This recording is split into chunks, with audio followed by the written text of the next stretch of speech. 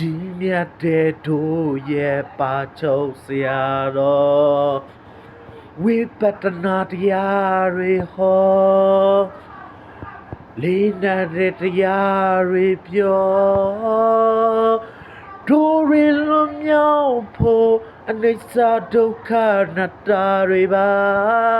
သူဟောရတရားတွေအကျွတ်လန်းစင်တွေပါငါစိတ်တောင်ဖြူစင်လာပြီဗုဒ္ဓရဲ့သားတော်ပါတို့ရဲ့ပါချုပ်ဆရာတော်တရားကျော်ရှိပါစေအိုးဟောရတရားတွေကမ္မထန်တရားတွေနဲ့ပို့ချတတ်တဲ့ဆရာတော်လွန်မြောက်ရလန်းကိုတွန်းပြောတဲ့တရားတွေတွန်းစိန်တွေအေးချမ်းမြေနေတယ်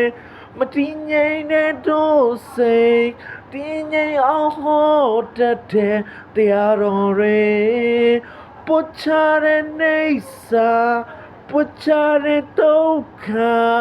ပုတ်ချတဲ့တရားတော်တွေတို့တွေအေးချမ်းနေတို့ရဲ့ပါချုပ်ဆရာတော်တရားကျော်ရှိပါစေဆုတောင်းလိုက်ပါတယ်တပြည့်တော်စေတနာဟောရတရားတွေတင်ခါရမမြဲတဲ့တရားတွေဒုက္ခနဲ့နေစာမမြဲတဲ့တို့ရဲ့ကတရားတွေသူဟောရအတိညာတွေရှိဖို့ဗုဒ္ဓရဲ့အမြင်မှဆုံးရောက်အောင်သူပို့ချခဲ့တဲ့တရားတွေအေးချမ်းလာပါပြီဘယ်လိုမှ